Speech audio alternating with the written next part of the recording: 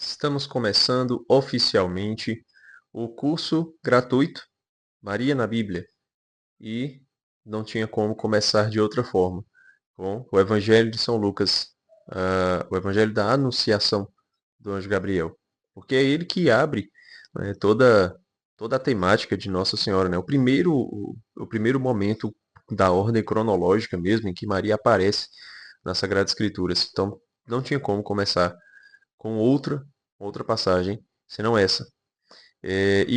Confesso para vocês que foi um desafio, porque é uma passagem tão rica e é uma das minhas favoritas, né? Faz mais de 10 anos que de todas as passagens de Nossa Senhora, né? E das palestras que eu já dei, aulas que eu já dei, sobre a Virgem Maria, esta é a minha favorita, né? Até na liturgia, quando ela é escolhida pela igreja para fazer parte da liturgia, né, do evangelho do dia, né? Tá lá o sacerdote fazendo a leitura e eu tocar balbuciando de cor essa passagem.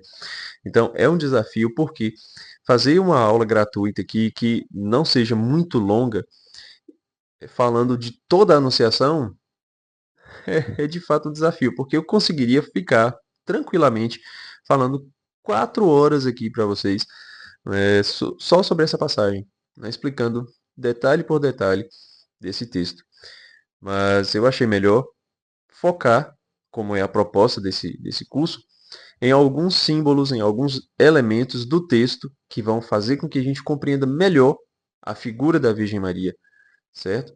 Fazer com que a gente compreenda melhor a simbólica do texto. Uma interpretação alegórica, uma interpretação anagógica, certo? Do texto da Sagrada Escritura. Então, eu não vou me repetir aqui com conteúdos que vocês vão encontrar facilmente na internet. Tá? Então, se vocês colocarem aí, vocês pesquisarem, né, o significado da anunciação do anjo, ou algumas outras palavras-chave que tenham ligação com esse texto, né, vocês podem encontrar facilmente outros tipos de conteúdo. Então, esse tipo de conteúdo não vai estar aqui, certo? A minha proposta é trazer não uma novidade, não uma coisa, uau, inédita, não, mas pontos que a gente deixa passar, pontos que a gente não presta tanta atenção assim, ou um modo de enxergar aquele ponto de vista que é, é, aquele ponto do texto que já é visto, que já é falado, mas um modo de enxergar diferente, certo? Então vamos lá, vamos ver se vocês vão perceber de fato que eu estou fazendo isso ou se é só conversa fiada ou estratégia para vocês ficarem no vídeo. Então vou começar com a leitura do texto, certo? Eu estou usando aqui uma Bíblia, a Ave Maria, certo? Mas se você tiver outra tradução aí, pode ficar à vontade, tá? Não vai afetar muito na interpretação do texto, até porque os pontos que são extremamente importantes, eu tentei pegar também as palavras no original grego, tá? Para a gente entender o sentido. Então não é só a tradução que importa, tá? Porque essa tradução da Ave Maria é uma tradução boa, porque ela já é uma tradução interpretada, que é uma tradução sem erros. Sem erros no sentido de que você pode mergulhar no texto, você pode ler à vontade, que você não vai fazer uma má interpretação do texto por conta da tradução, certo? É diferente de se você pegar uma Bíblia pastoral aí, pelo amor de Deus, né? Bíblia pastoral, né, tem uma tradução muito ruim, tá? Muito ruim, vai fazer com muita confusão na cabeça de vocês. Se vocês pegarem logo de primeira uma tradução da pastoral. A tradução da CNBB já é uma tradução muito boa também, certo? É a tradução que é usada na liturgia. Só que eu vou usar essa Ave Maria aqui por questão de facilidade, certo? É a que eu tenho em mãos aqui para poder utilizar com vocês. E também por conta dessa facilidade de já ser um texto interpretado, uma tradução interpretada para, é, é, é, para a fé católica, tá? Então, se você é católico, vai pegar o texto da Ave Maria, pode mergulhar de cabeça sem medo, tá? E quanto às palavras-chave, a gente vai usar aqui o original, certo? O original grego. Vamos lá. Então, é o Evangelista São Lucas, capítulo 1, versículos de 26 a 38. Ele começa assim. No sexto mês, o anjo Gabriel foi enviado por Deus a uma cidade da Galiléia chamada Nazaré. Esse sexto mês aqui é o sexto mês de gestação de Isabel, porque versículos anteriores, aqui já no capítulo 1 de Lucas, o anjo Gabriel é enviado a Zacarias, certo? Então, 6 meses depois dessa visita do anjo Gabriel a Zacarias, né, ele é enviado a uma cidade da Galiléia chamada Nazaré, a uma virgem desposada com um homem que se chamava José, da casa de Davi. E o nome da virgem era Maria. Essa questão histórica aqui vocês já conhecem, muito provavelmente, né, então não exige tanta atenção assim. Vamos lá. Entrando na casa de Maria, o anjo disse-lhe: Ave cheia de graça, o Senhor é contigo.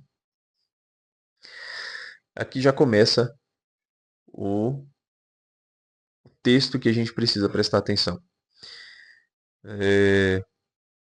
O anjo ele faz uma saudação a Maria.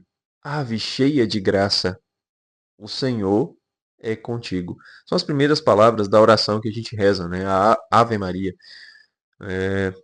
E o mais interessante dessa saudação não é somente o fato de ser uma saudação, porque a gente presta muita atenção nisso, né? O anjo está falando, ave, salve, alegra-te, algo que os anjos nunca fazem, pelo menos não de primeira. Nem quando os três anjos aparecem para Abraão, não há uma saudação ao nosso pai da fé, não há uma saudação. Em momento algum, né? Zacarias, que era um sacerdote que estava diante do Senhor, na tenda do santo, oferecendo o sacrifício, Gabriel aparece, faz uma saudação, não faz. É algo inédito. Né? Uma saudação, o que que é uma saudação? É quando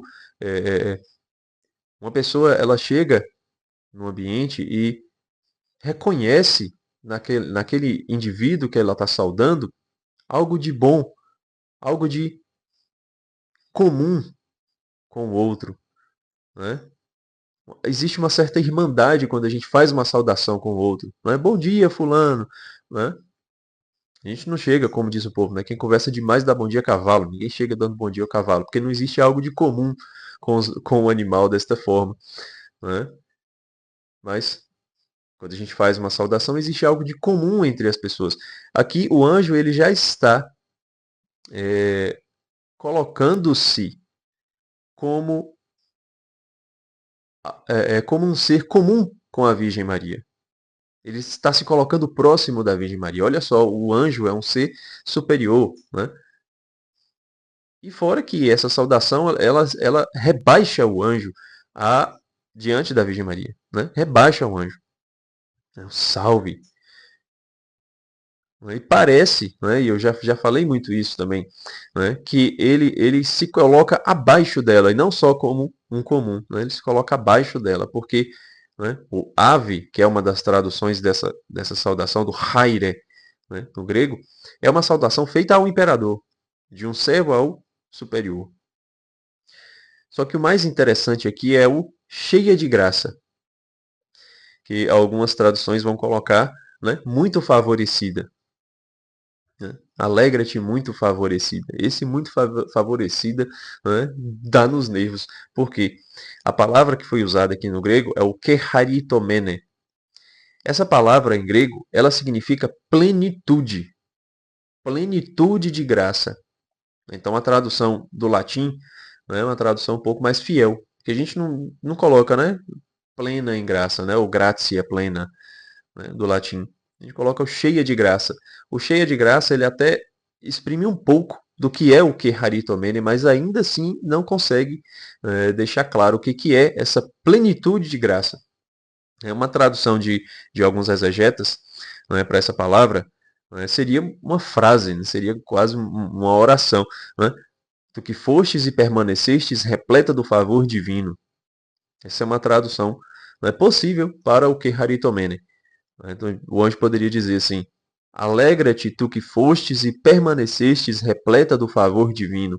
Mas aí, né, já ia, né, o texto ia ficar um negócio absurdo, né? Não ia dar para colocar dessa forma. Né? Um keharitomene é uma palavra grega transformada numa frase. Por isso que né, é colocado cheia de graça. Mas a gente precisa ir para o original aqui, porque cheia de graça não exprime né, a profundidade, a grandeza do que o anjo falou, do que o agiógrafo, do que São Lucas colocou no texto do seu evangelho, certo? Esse keharitomene significa uma plenitude. Plenitude, algo pleno, algo completo, não é simplesmente algo cheio, é algo transbordante. É algo transbordante. E não é algo que está preenchido, é algo que permanece preenchido desde o momento em que surgiu. Algo pleno é isso. É algo que não se perde. É algo que foi constituído cheio, completo e que não se perde, que não se perdeu e que continua pleno, continua transbordante, continua derramando aquela plenitude que ela tem em si. Certo? Esse é o sentido de plenitude. Tá? Isso significa que o anjo que está falando, né, ou o agiógrafo, né, São Lucas, né, os dois estão falando que Maria, no momento da anunciação, antes mesmo da concepção, da encarnação do Verbo, ela já está plena da graça. Ela já está completa com a graça de Deus. Ela foi completa desde o momento, desde o primeiro instante de sua vida, porque esse é o sentido, né, de plenitude. Né? Ela já foi constituída plena e permanece plena. Se ela foi constituída plena, isso significa que Maria foi concebida sem o pecado original de Adão e Eva. Esse é o sentido, tá? E aqui, né, se você não é católico e está estranhando, né, volte aí a alguns vídeos. Tem lá um vídeo de setembro, né, como ler a Bíblia, onde eu explico que a Sagrada Escritura ela precisa ser lida no espírito em que ela foi constituída, tá? Ela foi constituída. Então, logo, a gente não pode, né, procurar a interpretação dos dogmas na Bíblia. É o contrário. A gente crê nos dogmas e aí depois a gente vai ler a Sagrada Escritura de forma que não vai ferir os dogmas, as verdades que estão no credo, certo? Se a gente crê que Maria é imaculada, foi concebida sem pecado, né, o dogma que foi proclamado lá na bula Inefabilis Deus, a Sagrada Escritura não pode ferir esse dogma. É o contrário, né? A Sagrada Escritura vai confirmar. Vai confirmar. E é o anjo tá confirmando isso. Né? Ela foi constituída plena em graça. Não tem espaço para o pecado. E ela permanece plena. Ela permanece. Se até aquela idade ela não cometeu nenhum pecado que vá fazer com que a graça diminua nela, é óbvio que daí em diante que ela não vai cometer mesmo, né, depois da encarnação do Verbo. Significa que Maria, ela tem a graça o tempo todo. O tempo todo. Ela foi obediente a Deus o tempo todo. Não significa que, não quer dizer que Maria, ela era uma pessoa qualquer, uma mulher qualquer, e de repente ela foi escolhida por Deus e começou a ser obediente a Deus. Não, ela já era obediente. Ela já era. Né? É uma forma do evangelista dizer que Maria era justa diante de Deus, como os evangelistas fazem com outros personagens. Não tem saudação do anjo para poder confirmar isso. É preciso o evangelista dizer: e Zacarias era justo diante de Deus, e José era justo diante de Deus, e Abraão era justo diante de Deus, não é? E Jacó era justo, enfim. Né? Jó era justo diante de Deus. Né? Então o texto tem que estar sempre falando que aquela pessoa é uma pessoa fiel a Deus, uma pessoa obediente a Deus, cumpridora da lei, certo? Mas Maria não precisa dessa confirmação do agiógrafo, porque o próprio anjo está falando isso. É o anjo Gabriel que está confirmando isso. E essa plenitude de graça, a gente pode estender essa interpretação, né, dizendo que se Maria tem toda a graça, se ela está satisfeita, plena, cheia, completa de graça, ela tem em si todos os tipos de graça. Não é? Quais são essas graças? A gente pode dizer que os dons são graças, não é verdade? Quem tem dom para fazer algum tipo de coisa específica, né, tem uma graça de Deus. O dom é uma graça. Então Maria tem todos os dons. Ela tem os dons em ato. Aquilo que ela fez muito bem feito, da melhor forma possível. Tudo que Maria fez em vida, ela fez da melhor forma que ela podia fazer, porque ela tinha o dom. ela tinha a graça e ela era obediente a Deus. E ela tinha também em si os dons em potência, os dons que poderiam se tornar, os dons que poderiam vir a ser, que a gente chama de aptidão. Né? Então ela tinha aptidão para fazer uma infinidade de coisas que ela não fez, porque não precisava, mas ela tinha em si a aptidão para isso. Ela tinha os dons, ela tinha facilidade, ela tinha a graça de Deus para fazer. E a gente pode dizer também, né, a gente, é uma forma baixa, superficial da gente falar da graça, né? São os dons. Agora, uma forma mais elevada. Né? Não vou fazer aqui um discurso teológico explicando, né, a teologia da graça, né, graça atual, graça habitual.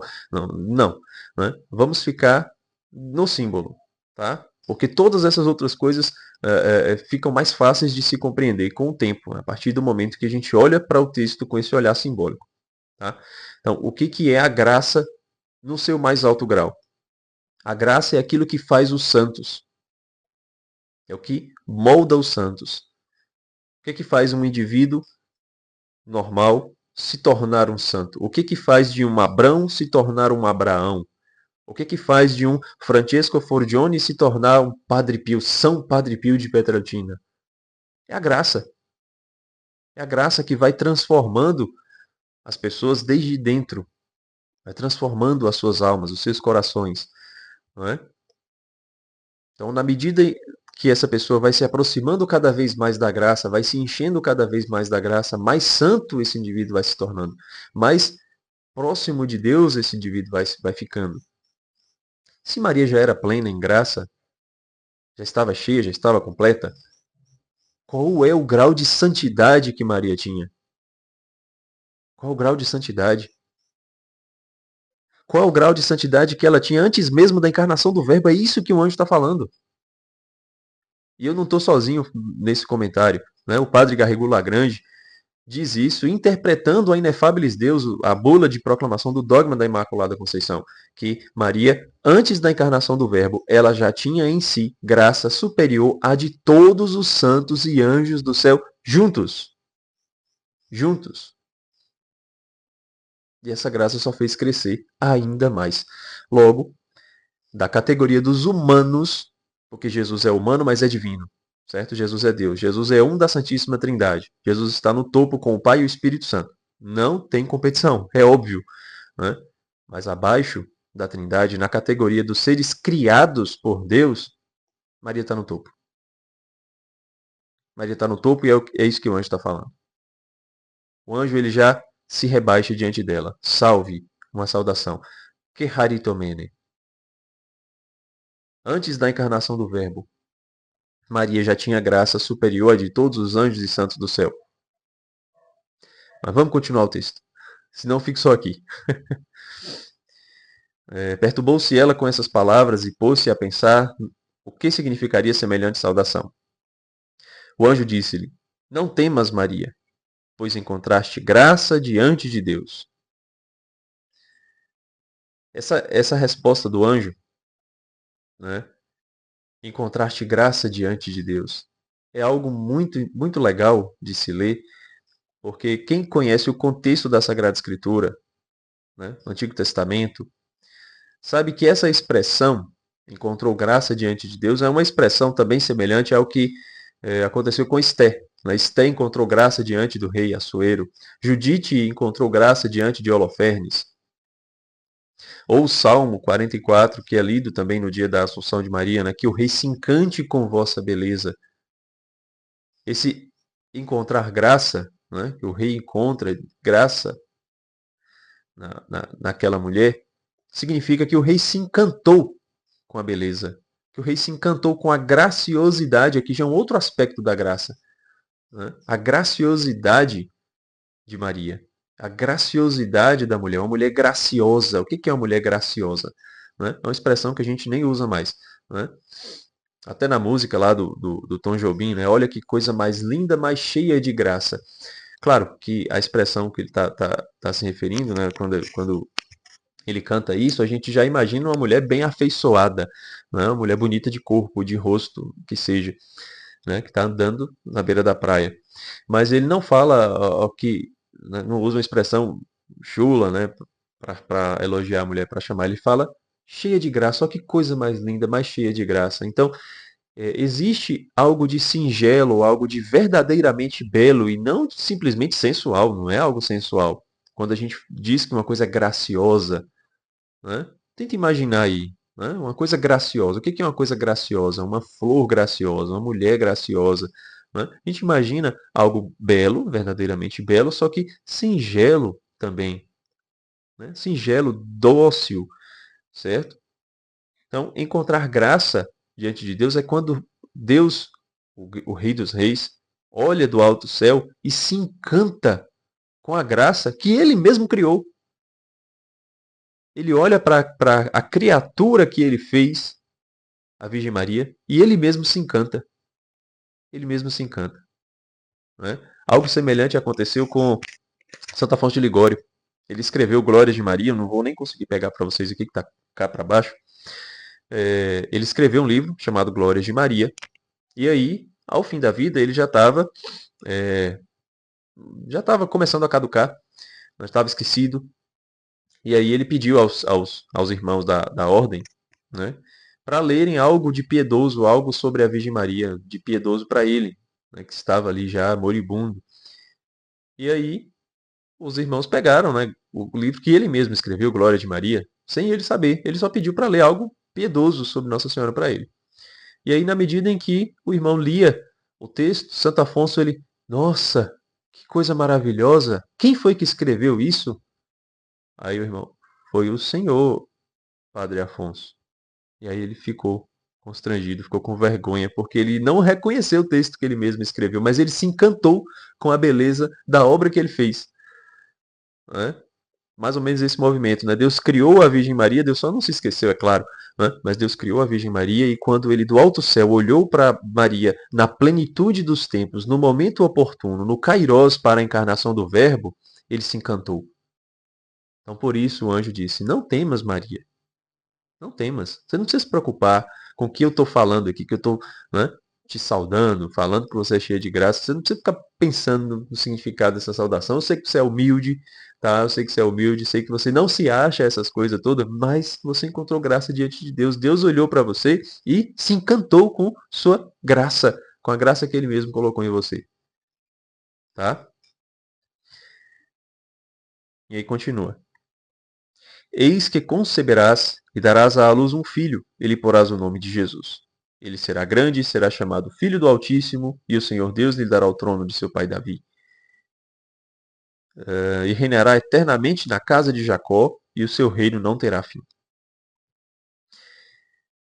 Uma breve pausa aqui, que eu não ia falar desse ponto aqui, né, que Jesus sentará no trono de seu pai Davi. Quem me acompanha há mais tempo, né, ou até quem comprou meu livro, Além do Véu, sobre o poder da Santa Missa, também já viu isso lá. Né, que quando o anjo diz isso, o anjo não está falando que Jesus vai sentar no trono material de Davi, porque a gente não vê isso acontecer, né? Mas significa que o reinado de Cristo será semelhante ao reinado de Davi, seu antepassado, né? Seu pai Davi. Ele vai continuar o reinado tal como era o reinado dos filhos de Davi. E como é que era? Salomão, o primeiro sucessor de Davi, instituiu a função das mães dentro do reino. Existem as rainhas mães. O que é a rainha mãe? É a mãe do rei. O rei era nomeado e a sua mãe imediatamente era nomeada rainha, junto com ele. Sentava-se à sua direita. Então o anjo está falando aqui, Maria, seu filho é o filho de Deus, tá? Mas ele vai reinar como se reina na casa de Davi. Logo, você que é todo humilde, você encontrou graça diante de Deus e você vai sentar à direita dele. Não por mérito próprio, porque as rainhas não eram escolhidas antes dos reis, tá? As rainhas não eram escolhidas. As rainhas só eram coroadas porque os seus filhos eram reis. Então é o filho que é rei por natureza. A rainha é por graça, é porque é a mãe. Então não era uma mulher que era escolhida, uma mulher qualquer, a esposa ali, não. A mãe, qual é a genitora desse rei? Então venha cá, você agora recebeu a graça de ser a Gebirá, né? A rainha mãe do rei. Assim, assim será. É o que o anjo está dizendo. e o seu reino não terá fim. Maria perguntou ao anjo: Como se fará isso, pois não conheço o homem? No início do evangelho, a gente viu que Maria estava prometida em casamento ou desposada, né? Nessa tradução aqui está, a uma virgem desposada com um homem que se chamava José. Em outra tradução está prometida em casamento. Então, logo, Maria já sabia da existência de José, já conhecia, já sabia que ela ia se casar, o que, né, já estava no processo de casamento, né, que o casamento dos judeus demora um pouco, né, tem o rito de casamento, tem uma semana de festa antes de coabitarem, né, antes de morarem juntos. Então, Maria estava nesse meio tempo. Ela sabia que ela ia conhecer o homem. Por que ela questiona o anjo? Aí Santo Afonso nos ajuda. Se ela questionou ao anjo, significa que ela e José, apesar de estarem casados, apesar de irem morar juntos, eles já tinham um trato de virgindade para Deus. Não tem outra justificativa, não tem outra forma da gente entender esse questionamento de Maria, porque ela já estava prometida em casamento, ela já ia morar junto com José. Ela sabia que ela iria conhecer homem, né? Mas não ia conhecer nesse sentido bíblico, porque ela tinha um voto de virgindade com o seu marido José. Então, como se fará isso, pois não conheço o homem? Respondeu-lhe o anjo: O Espírito Santo descerá sobre ti, e a força do Altíssimo te envolverá com a sua sombra. Por isso, ente santo que nascer de ti será chamado Filho de Deus. Aí o anjo dá o exemplo, né? Também Isabel, tua parenta, até ela concebeu um filho na sua velhice, que já está no 6º mês, aquela que era tida por estéril, porque a Deus nenhuma coisa é impossível. Mas vamos ficar aqui com o versículo 35 da resposta do anjo. A força do Altíssimo te envolverá com a sua sombra. O Espírito Santo descerá sobre ti e a força te envolverá com a sua sombra. Essa força, essa dinamis, né? Força, poder, né? Dinamis, né? Vem de dinamis, dinâmico, de dinamite, né? Explosivo, é uma força forte, tá? Não é simplesmente uma energiazinha, né? Um poderzinho, não. É um poder poderoso, né? É uma dinamis, é algo dinâmico, certo? É uma força atuante, é uma força viva do Altíssimo, do Hipsistos, né? Do Altíssimo. Esse Hipsistos é algo muito elevado, certo? É o soberano do muito elevado.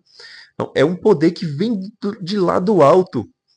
É um poder dinâmico que vem mesmo atuando, certo? Agindo de lá do alto. E esse poder envolve Maria com sua sombra. Veja, não é uma força, um poder que desce e destrói tudo, explode, não é como a dinamite, não. Ele envolve com a sombra. Ele vem forte e quando chega, ele chega suave. Ele cobre com a sombra. Isso aqui é de uma riqueza que a gente precisa ficar um tempo meditando mesmo, meditando, rezando sobre esse acontecimento. O que o anjo está falando aqui, né, e que no final o ente que nascer de Maria será chamado Filho de Deus. O que o anjo está falando aqui é que o Evangelho está explodindo, destruindo, colocando uma bomba atômica no paganismo. No paganismo, nas histórias de heróis greco-romanas. Acabou tudo. Acabou. Porque o que era o paganismo? Os deuses vinham, copulavam com os seres humanos e geravam semideuses. Filho de Deus e filho de humano.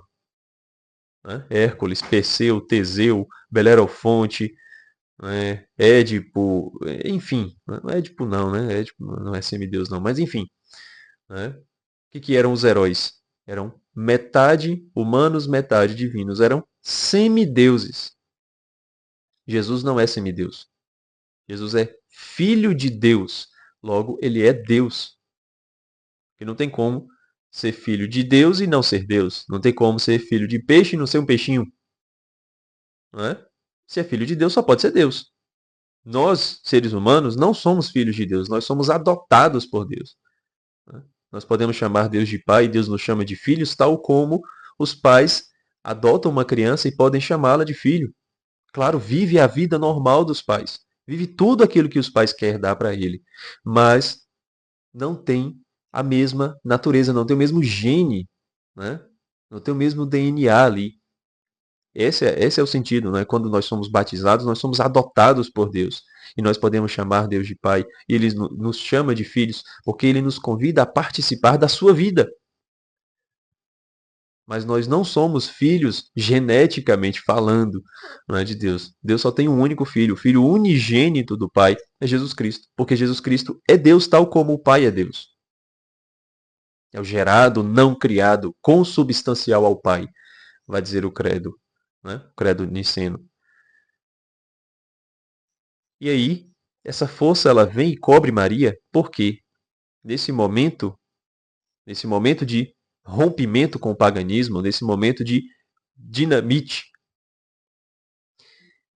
o anjo está dizendo que Jesus Cristo, ele além de ser filho de Deus, ele é filho autêntico de Maria. Ela vai conceber, ela vai gerar, ela vai dar ao seu filho toda a carga genética.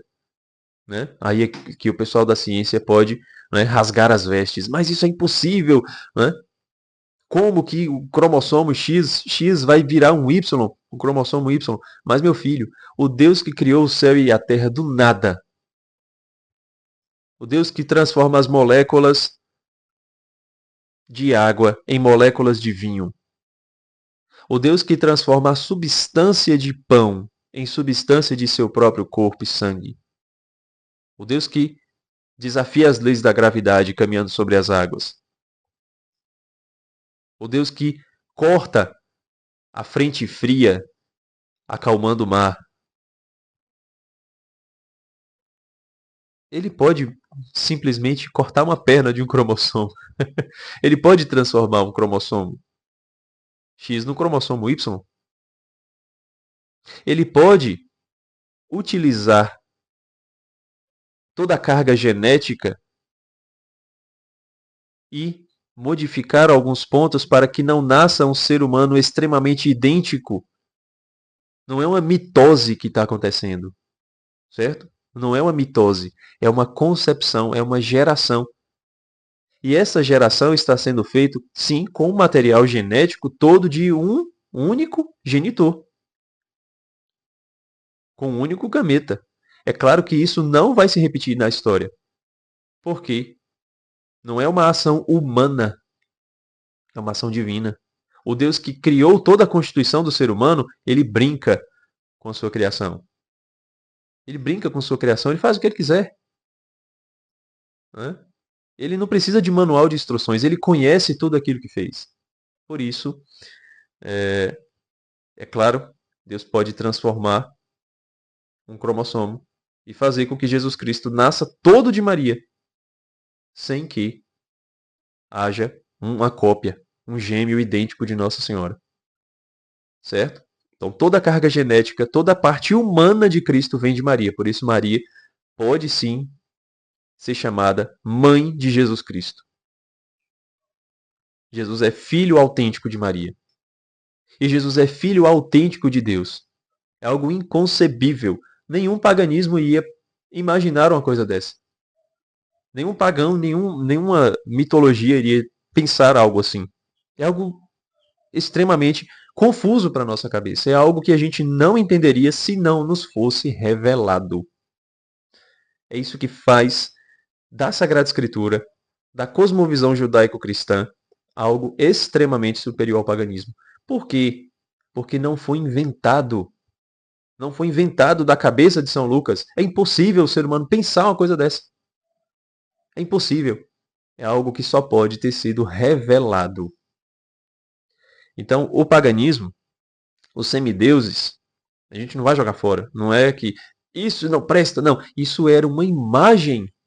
Isso era um esforço humano, né, para que o ser humano compreendesse aquilo que viria a se revelar, a encarnação do Verbo. Imagine só, se não houvesse nem o paganismo, nem a mitologia para falar dos semideuses, seria ainda mais incompreensível para as pessoas. Né? Para os primeiros ali que tiveram contato, né? Não só os judeus, mas os gregos, o povo que vivia na cosmovisão greco-romana, foram, né, digamos que, os primeiros pagãos a entrar em contato com essas verdades. Né? Quando São Paulo foi pregar, né, as igrejas de Corinto, de Éfeso, né, tudo era o quê? Povo que vivia o paganismo greco-romano, certo? Os romanos, explicitamente, certo? Sem essa base da mitologia, eles não iriam compreender. Então Deus permitiu que houvesse a mitologia e Deus permite que haja mesmo, né, continue existindo a mitologia para que as pessoas possam compreender as verdades que ele vem revelar, que são verdades difíceis. Então Maria disse: Eis aqui a serva do Senhor. Faça-se em mim segundo a tua palavra. E o anjo afastou-se dela. Concluindo, tentar ser breve, porque o meu tempo está acabando. Ela diz: Eis a serva, né? Doulos. Esse doulos é uma serva no sentido de serva que trabalha sem remuneração. É uma serva toda entregue, é uma escrava, tá? É algo que a gente entende hoje por escrava, tá? Mas é serva, a tradução da palavra é serva, tá? Mas é serva nesse sentido de escravidão, de que está toda inteira ao serviço do seu senhor que não recebe salário, remuneração, tá? Ela está toda entregue, porque se ela fosse exigir algum salário, né, que entrega total seria essa? Acho que o único questionamento dela, né, foi exatamente esse, né, que ela não queria perder a sua virgindade. Né? Como que isso vai acontecer? Né, se eu prometi minha virgindade a Deus? Acho que era o único critério que ela teria para recusar, era esse. Como está tudo ok, então eis aqui a escrava. Né? Você vai me coroar, não tem problema, Deus sabe o que é melhor. Né? Eu não quero essa honra para mim, tá? Mas se Deus quer, que seja feita a vontade do Senhor. É isso que Maria está se entregando. Ela não está somente se entregando no sentido de que ela deve fazer tudo aquilo que Deus quer, mas que seja feito nela tudo aquilo que Deus quer que seja feito nela. Se Deus quer servir-se dela para gerar, para dar à luz, para criar, educar, proteger o seu filho, o filho de Deus, assim seja. E se Deus quer fazer com que ela seja recompensada com isso futuramente, ela não exige nada disso. Ela é uma escrava, ela é uma serva, ela não exige nada disso. Mas se Deus quer que isso aconteça, que Jesus sente no trono de Davi, que ela sente à sua direita, que seja feita a vontade de Deus. Ela vai de olhos fechados, como quem não quer receber o prêmio, mas que Deus faça nela o que Deus quer fazer. E esse é o sentido da palavra do faça-se, né, que é traduzido, né, como faça-se. Não tem tradução melhor. Né? No grego está lá o ginomai. Esse ginomai significa tornar-se, vir à existência. Não é simplesmente um fazer. Não é somente um agir. É um acontecer concreto. É um vir à existência. E é o mesmo significado, exatamente o mesmo significado da palavra que está lá no Gênesis, capítulo 1. Quando Deus cria as coisas. Né? Só que está lá em hebraico, né? O hayar. Não, faça-se a luz, né? Ou haja a luz, é o raiar. Venha à existência a luz. Torne-se existente. Né? É o mesmo ginomai que está aqui no grego. Maria está dizendo que venha a acontecer. Né? Ela está usando a mesma palavra. Né? Não como soberba, pelo amor de Deus, mas no sentido de que seja feito, que venha à existência a palavra de Deus. Que o verbo se faça carne. Né? Que aconteça nela a vontade de Deus. Ela está se entregando mais uma vez. Não é uma palavra de quem está se colocando como deusa, né? Quem está se elevando. Não, ela está sendo submissa mais uma vez, até nesse ginomai, nesse faça-se.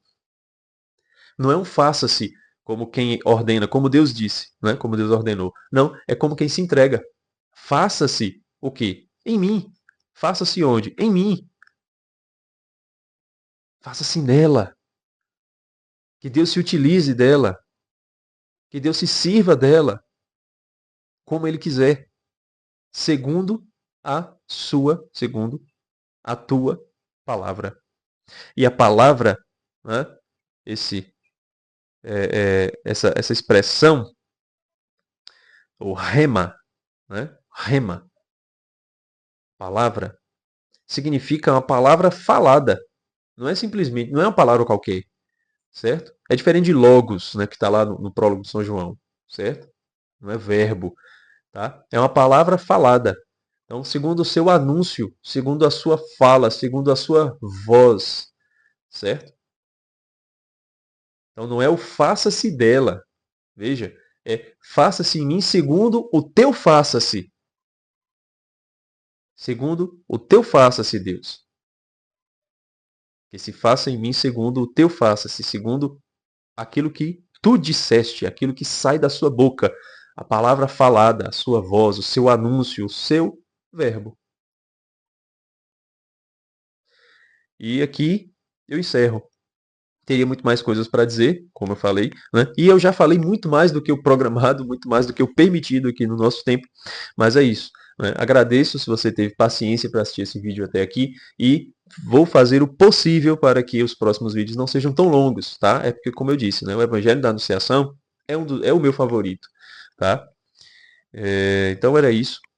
Agradeço mais uma vez a você. Não deixe aí de cumprir os pré-requisitos, né, de curtir esse vídeo, de compartilhar para os seus amigos, de se inscrever no canal, de ativar as notificações, tudo isso para que esse conteúdo chegue até mais pessoas, tá bom? Um abraço e até o próximo vídeo.